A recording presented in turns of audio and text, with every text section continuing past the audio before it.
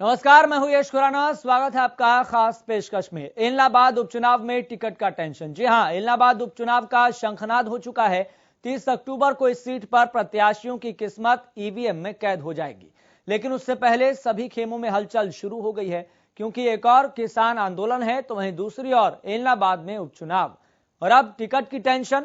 एक एक कर सभी राजनीतिक दल चुनावी मैदान पर अपने प्रत्याशी को उतारने के लिए मंथन कर रहे हैं।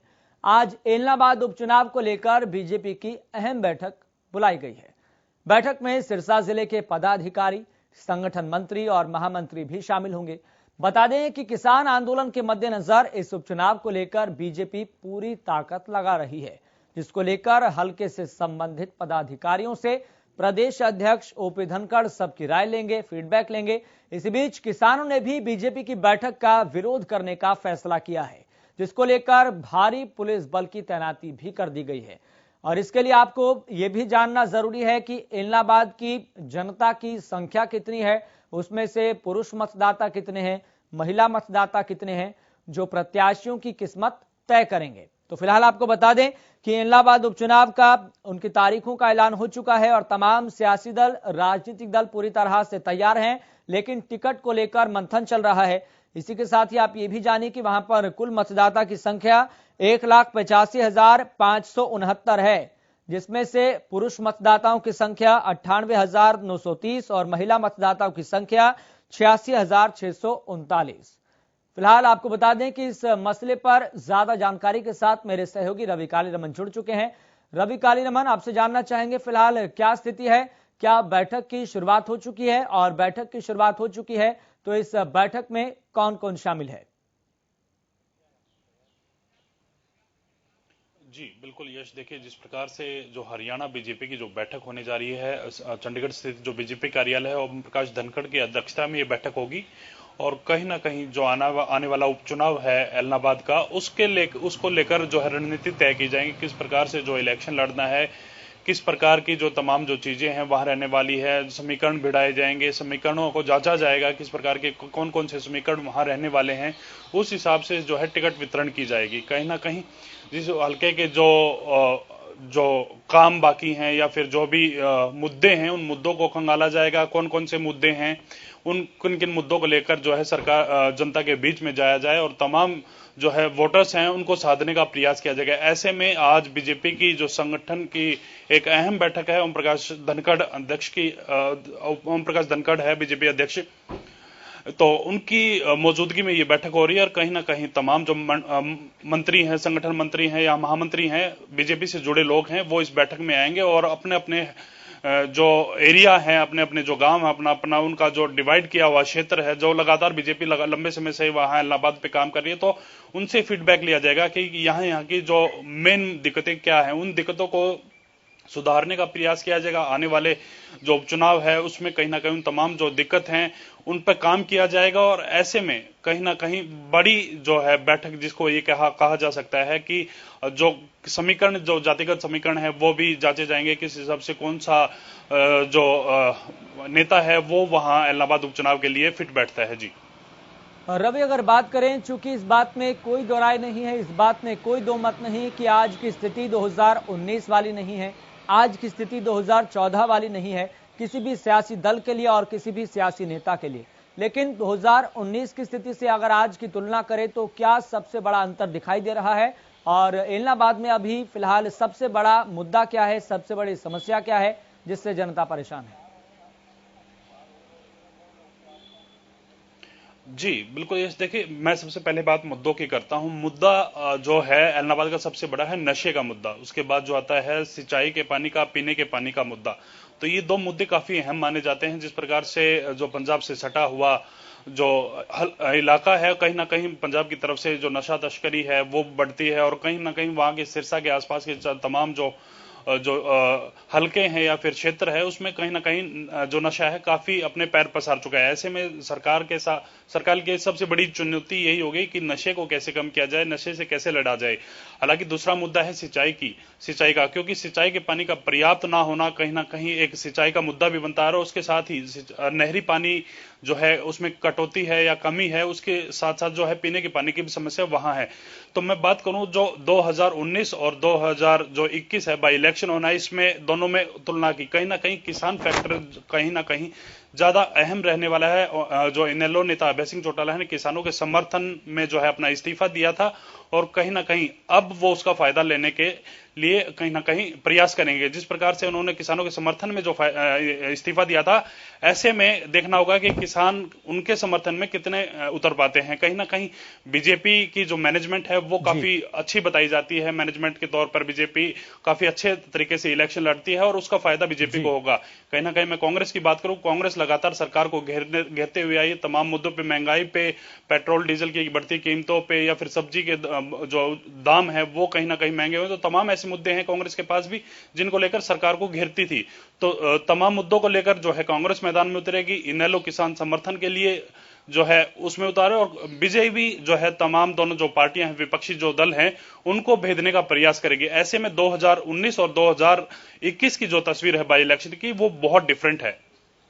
चलिए रवि, आपके पास लौटेंगे, आप बने रहे हमारे साथ, लगातार हम आपसे अपडेट लेते रहेंगे। फिलहाल आपको बता दें कि इस मसले पर बातचीत करने के लिए और भारतीय जनता पार्टी का पक्ष रखने के लिए हमारे साथ प्रोफेसर वीरेंद्र सिंह चौहान जुड़ चुके हैं।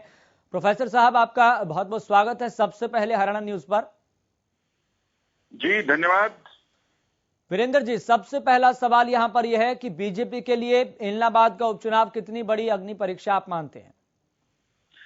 किसी भी राजनीतिक दल के लिए जो गंभीरता से राजनीति करता है, जो मुद्दों के आधार पर राजनीति करता है, जो विकास की राजनीति करता है, जो जनोन्मुखी राजनीति करता है, हर चुनाव महत्वपूर्ण होता है और अति महत्वपूर्ण होता है।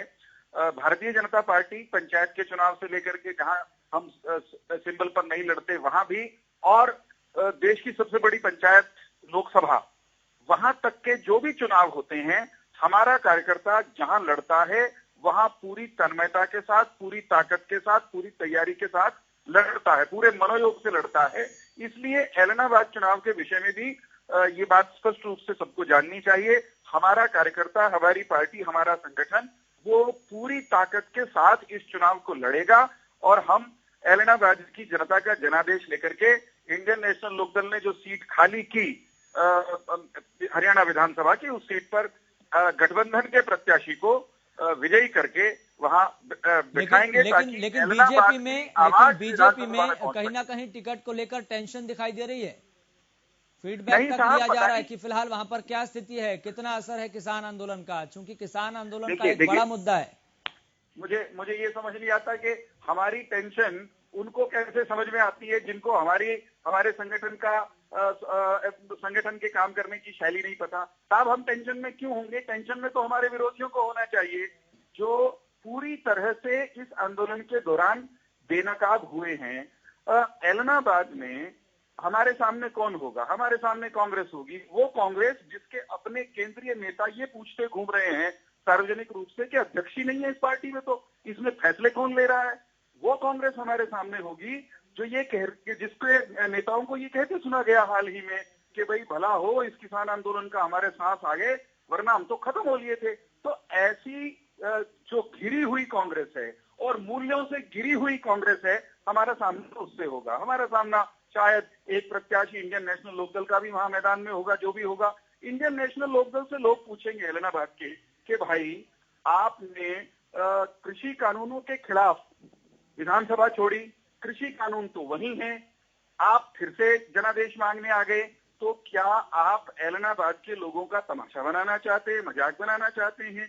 जिस आंदोलन के लिए आपने विधानसभा छोड़ी वो आंदोलन चल रहा है, तो उनको जाकर के सिंगू बॉर्डर पे बैठना चाहिए, आंदोलन करना चाहिए। उनको विधानसभा में बैठने की नए सिरे से लालसा क्यों जगी?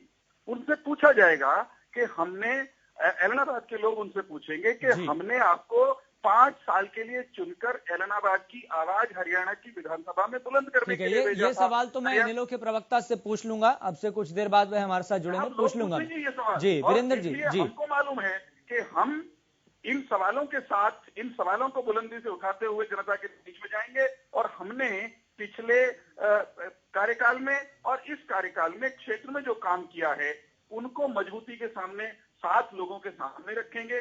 स्वाभाविक रूप से ठीक है वीरेंद्र जी, मैं आपके पास लौटूंगा चूंकि मेरे सहयोगी लगातार बने हुए रवि कालीरमन आपसे ये भी जानना चाहेंगे, जहां पर एक तरफ तमाम सियासी पार्टियां पूरी तरह से तैयार नजर आ रही है, इलेक्शन मोड में प्रवेश कर चुकी है और फिलहाल टिकट को लेकर कहीं ना कहीं टेंशन है, लेकिन आपसे जानना चाहेंगे ऐलनाबाद उपचुनाव को लेकर वहां पर सबसे बड़ा फैक्टर क्या रहने वाला है, और आप ये भी बताइए कि किसान आंदोलन का वहां पर कितना जोर है और कितना असर वहां पर देखने को मिल रहा है। बिल्कुल यश, देखिए 2 चीजें हैं। कहीं ना कहीं किसान फैक्टर कहीं ना कहीं काम करेगा इसमें, क्योंकि जिस प्रकार से लंबे समय से किसान जो आंदोलित हैं, दिल्ली के बॉर्डरों पर बैठे हैं, हरियाणा के जगह जगह टोल नाकों पर बैठे हैं, तो ऐसे में किसान आंदोलन अपनी भूमिका निभाएगा। और साथ ही कहीं ना कहीं से एक चीज ये भी है, क्योंकि ऐलनाबाद इलाका है लंबे समय से जो है सरकार के राज से बाहर है, उनके जो है विपक्षी जो नेता हैं वो वहां से विधायक रहे हैं। ऐसे में कहीं ना कहीं जो इलाके में जो है विकास है जिस प्रकार से होना चाहिए था वो नहीं हो पाया है। तो ऐसे में कहीं ना कहीं लोगों के मन में ये भी रहेगा कि सरकार के साथ जाया जा सकता है। तो 2 फैक्टर यहां कहीं ना कहीं काम आएंगे, क्योंकि जिस प्रकार से अभय सिंह चौटाला जो है जो अपनी बातें कह रहे हैं कि किसान आंदोलन के चलते कहीं ना कहीं उनको फायदा मिलेगा, और ऐसे में सरकार को भी इस बात का फायदा मिलेगा। जिस प्रकार से ओम प्रकाश चौटाला और अभय सिंह चौटाला ये कहते हुए हैं कि अगर आप हमें जिताते हैं तो सत्ता में हम काबिज होंगे। तो ऐसे में सवाल तो यही बनता है कि एक सीट के साथ सत्ता में काबिज कैसे हुआ जाता है। तो ऐसे में कहीं ना कहीं सरकार के साथ जो तमाम फैक्टर हैं वो जाते हुए दिखते हैं, क्योंकि जिस प्रकार से लंबे समय तक इलाके का जो विकास नहीं हो पाया, तमाम जो विपक्षी नेता है वहां विधायक रहे हैं, तो ऐसे में ज्यादातर जो लोग हैं वो भी ये भी सोच रहे हैं कि सरकार का जो साथी बना जाए, क्यों ना हल्के का विकास हो और उसमें ज्यादा से ज्यादा विकास में सरकार ही करा सकते हो। तो ऐसे में कहीं ना कहीं 2 फैक्टर ये अलग अलग भूमिका निभाने वाले हैं। जी चलिए रवि, बहुत बहुत शुक्रिया महत्वपूर्ण जानकारी देने के लिए और महत्वपूर्ण पहलुओं पर प्रकाश डालने के लिए। फिलहाल आपको बता दें कि हमारे साथ प्रोफेसर वीरेंद्र सिंह लगातार जुड़े हुए हैं, और इसके साथ साथ अब आपको बता दें कि कांग्रेस से प्रवक्ता हमारे साथ सुमित गौड़ भी जुड़ गए हैं। सुमित जी, आपका सबसे पहले बहुत बहुत स्वागत है हरियाणा न्यूज पर। Thank you. सुमित जी, यहाँ पर बीजेपी के प्रवक्ता हमारे साथ जुड़े हैं प्रोफेसर वीरेंद्र सिंह चौहान। उन्होंने कहा कि कोई टेंशन नहीं है, राह बिल्कुल साफ दिखाई दे रही है और किसी बात का कोई डर नहीं है, लेकिन फिलहाल कांग्रेस के भीतर कितनी टेंशन है? देखिए, कांग्रेस की बात कर रहे हैं, मैं ऐलनाबाद चुनाव को लेकर कर रहे हैं। जी बिल्कुल, ऐलनाबाद चुनाव की यहाँ मैं आपसे बात करना चाहूंगा। कांग्रेस को बिल्कुल भी 1% भी कोई टेंशन नहीं है। कारण और बीजेपी पर बोल दो पिछली बारी का जो नतीजे हैं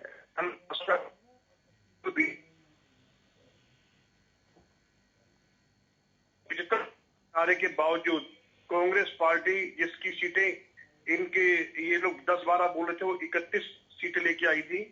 ठीक है, इनके जुमलों के बावजूद, इनके 75 पार के झूठे नारे के बावजूद। तो और इस समय प्रदेश और प्रदेश की जनता ऊपर तक सर तक इनसे भर चुकी है, बीजेपी के जुमलों से, इनके दुष्प्रचारों से, इनके भावनात्मक खेलों से, इनके जातिगत खेलों से। तो इस बार ऐलनाबाद चुनाव में निश्चित रूप से कांग्रेस पार्टी का जो भी प्रत्याशी होगा भारी बहुमत से जीतेगा। 30 तारीख को 30 अक्टूबर को चुनाव है, तो नतीजे आपके समक्ष होंगे। कांग्रेस जिस भी उम्मीदवार को चुनाव करेगी। सुमित जी, लेकिन कहीं ना कहीं कांग्रेस के भीतर इस बात को लेकर भी टेंशन दिखाई दे रही है कि आखिरकार कौन से गुट से प्रत्याशी को उतारा जाएगा, चूंकि यहाँ पर एक गुटबाजी वाली बात किसी से छिपी नहीं है। भले आप तस्कीन दे सकते हैं, अपने आप को तसल्ली दे सकते हैं, और जो पंजाब का घटनाक्रम हुआ वो भी पूरे देश के सामने है और राजस्थान की बात भी पूरे सामने है, कर्नाटक की, और अनेक उदाहरण है। लेकिन किस गुट से आपका प्रत्याशी होगा, इसको लेकर भी एक बड़ा सवाल बना हुआ है।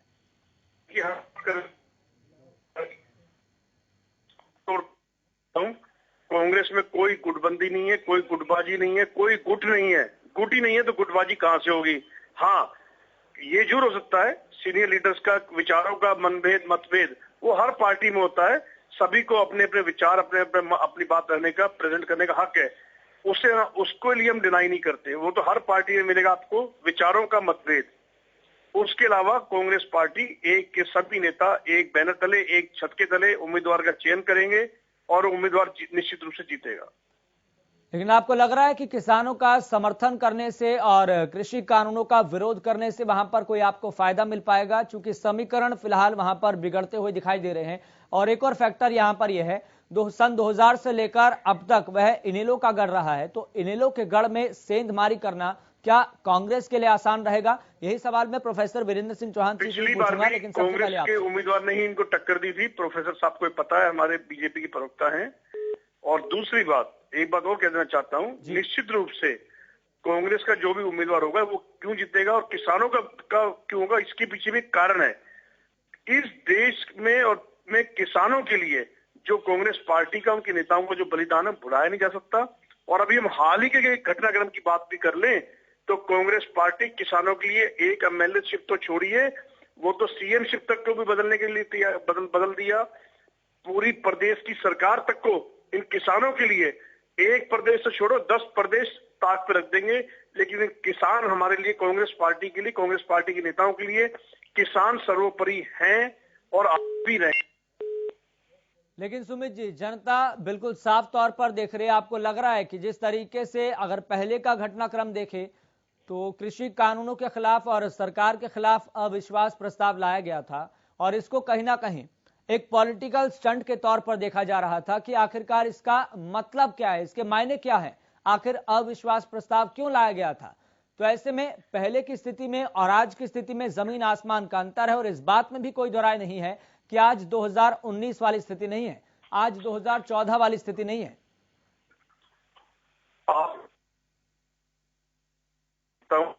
जी, स्थिति आज जो भी है, आज किसान समझ चुके हैं, किसान जान चुके हैं और खास तौर से ग्रामीण अंचल के लोग, पृष्ठभूमि के लोग समझ चुके हैं कि इस देश व प्रदेश का भला केवल और केवल कांग्रेस पार्टी और उसके नेता कर सकते हैं। बाकी लोग तो जुमलेबाजी करते हैं।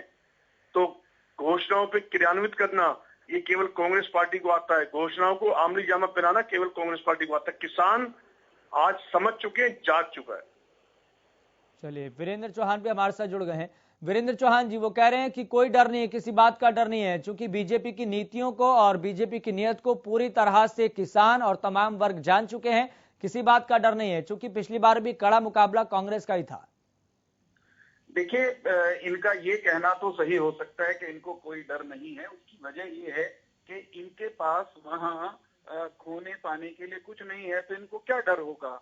ये तो वास्तव में उस स्थिति को प्राप्त हो चुकी है कांग्रेस हरियाणा में, जहां से रिकवरी असंभव लगती है, जहां इनके खुद के नेताओं ने माना है बारंबार। 90 में से ये एक मिनट सुमित गौड़ जी, एक एक करके देखिए, संयम के साथ एक एक करके। सुमित गौड़ जी, आपसे आग्रह, एक एक करके नंबर में सुधार कीजिए। 90 में से इनको रोक लीजिए जरा, ये बार बार वही। सुमित जी, मैं आपके पास आऊंगा, पूरा आपको बोलने का मौका दिया जाएगा, लेकिन एक एक करके अपनी बात रखिए। जी वीरेंद्र जी, बोलिए। मैं ये कह रहा हूं कि कांग्रेस की स्थिति का ईमानदारी से मूल्यांकन कर लेते हैं। चलिए, कांग्रेस की हालत ये है कि कांग्रेस के वर्तमान अध्यक्षा कुमारी शैलजा, इससे पहले कांग्रेस से निकाल बाहर किए गए के प्रदेश अध्यक्ष अशोक तंवर, ये दोनों अध्यक्ष इनकी पार्टी में संगठन तक नहीं बना पाए। हरियाणा में प्रदेश के पदाधिकारी बना नहीं पाए, जिलों के पदाधिकारी बना नहीं पाए, बूथ के पदाधिकारी बना नहीं पाए, ब्लॉक के पदाधिकारी बना नहीं पाए। और ये कह रहे हैं कि कांग्रेस बड़ी भारी मजबूत है। एक मिनट सुमित जी, बीच में मत बोलिए, बीच में मत बोलिए। सुमित जी, बीच में मत बोलिए, एक एक करके अपनी बात रखिए, एक एक करके। मैं इनके देरी में बोला था क्या? सुमित जी, एक एक करके इनको रोक दीजिए। सुमित जी, एक एक करके बात रखिए। जी वीरेंद्र जी, कंप्लीट कीजिए अपनी बात। ये सिर्फ ये कह रहे हैं कि बड़ी भारी मजबूत कांग्रेस है, निडर कांग्रेस है। वो कांग्रेस जिसके वरिष्ठ नेता पूर्व मंत्री कपिल सिब्बल ने कल पूछा, मीडिया में आके पूछा कि कांग्रेस में तो असल में अध्यक्ष ही नहीं है कोई आज की तारीख में, तो फैसले कौन ले रहा है। जिनकी केंद्र की अध्यक्षा को राष्ट्रीय अध्यक्ष नेता अध्यक्ष मानने से इनकार करते हैं, जिनकी हरियाणा की अध्यक्षा को भूपेंद्र सिंह हुड्डा अध्यक्षा मानने से इनकार करते हैं, वो कांग्रेस पार्टी कहती है वो हमारा मुकाबला करेंगे, भारतीय जनता पार्टी का मुकाबला करेंगे, जिस पार्टी का बूथ तक का संगठन चुनाव लड़ने की तैयारी कर चुका है। ये इस बात का सीधे सीधे मूल्यांकन करके देख लीजिए। पड़ोस में इनके कॉमेडी सर्कस, इससे ज्यादा वो कांग्रेस कहती है कि उसी से उम्मीद है देश के लोगों को। साहब, कौन से लोगों को उम्मीद है? आपकी जो राजनीतिक दुकानदारी बंद हुई है हरियाणा में, उसके कारण कुछ एक लोग हैं जिनकी दुकान चली गई है। उनकी उम्मीद तो कांग्रेस ही होगी स्वाभाविक रूप से। उनकी उम्मीद तो पूरी होने वाली नहीं है। हरियाणा में हमें अच्छी सरकार दी है, ईमानदार सरकार दी है, हरियाणा में विकास वाली सरकार दी है। ठीक है वीरेंद्र जी, लेकिन इस बात का भी जवाब आप दीजिए कि आपको लग रहा है कि इनेलो के गढ़ में बीजेपी की सेंधमारी करना इतनी आसानी से हो जाएगी, राह आसान हो जाएगी? इनेलो की बात सुन लीजिए साहब, कि पिछला जो चुनाव था, आम चुनाव, इंडियन नेशनल लोकदल की टूट के बाद बनी जजपा ने अलग से लड़ा था। आज जजपा हमारा गठबंधन सहयोगी है, ये चुनाव गठबंधन मिलकर लड़ेगा। तो इंडियन नेशनल लोकदल की परंपरागत वोट के पास वहां एक मजबूत विकल्प होगा, वो विकल्प जो सरकार में है। आखिर ये तो विचारेगा कि एक व्यक्ति जिसको तुमने पिछली बार गलती से चुनकर भेज दिया था, वो छोड़ करके रणछोड़ हो गया, उसी को क्या करेंगे? ऐलनाबाद किस चीज में है? ऐलनाबाद के विकास को सुनिश्चित करने के लिए ये सरकार 2024 तक का जनादेश लेकर आई है। उसके बाद हम नए जनमत के लिए जाएंगे 2024 में। तो 2024 तक हरियाणा में भारतीय जनता पार्टी और जजपा की सरकार है। उस सरकार में हिस्सेदारी ऐलनाबाद के लोगों की होनी चाहिए।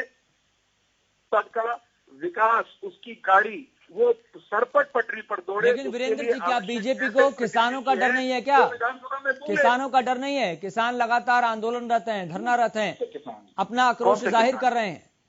बीजेपी को किसानों का डर नहीं? आपसे पहले भी मैंने पहले भी एक अनुरोध किया आपसे, फिर से करूंगा कि आप जब कहते हैं किसानों का डर नहीं है, ऐसा लगता है जैसे सारे किसान कानूनों के खिलाफ हों। आप हरियाणा में सर्वेक्षण आप ही करा लीजिए, अपने चैनल के रिपोर्टर्स भेज के पता कर लीजिए। वीरेंद्र जी, हमने सर्वे भी कराया और बातचीत भी की है। मैं वही आधार पर मैं आपके सामने बात रख रहा हूँ। हर बार इसी तरह का मैं आपसे सवाल पूछता हूँ, इसीलिए, और आप उसी तरीके से हर बार नकार देते हैं कि वो किसान नहीं है। मुझे उत्तर तो देने का अधिकार देंगे ना आप? जी बोलिए। मेरा उत्तर ये है प्रभु कि हरियाणा में या कहीं भी जो लोग किसान कानूनों के नाम पर धरने, प्रदर्शन, आंदोलन कर रहे हैं, उनकी संख्या मुट्ठी भर है, उनकी संख्या बहुत सीमित है। अधिकांश किसान, ज्यादातर किसान वो कृषि कानूनों से परेशान नहीं है। उनको तो साफ साफ उसमें किसान का कल्याण दिखाई देता है, इसलिए वो आंदोलन पर नहीं है, वो अपने खेत में है, काम कर रहे हैं। जो लोग विरोध कर रहे हैं, मान लीजिए इंडियन नेशनल लोकदल के कार्यकर्ता, कांग्रेस के कार्यकर्ता, वामपंथियों के कार्यकर्ता, ये हमारे विरोध में पहले भी थे, आज भी हैं। ये खुद को किसान कह करके, क्योंकि इनमें हिम्मत नहीं है लोकदल के रूप में लड़ने की, कांग्रेस के रूप में लड़ने की, इसलिए इन्होंने किसान का लबादा ओढ़ रखा है।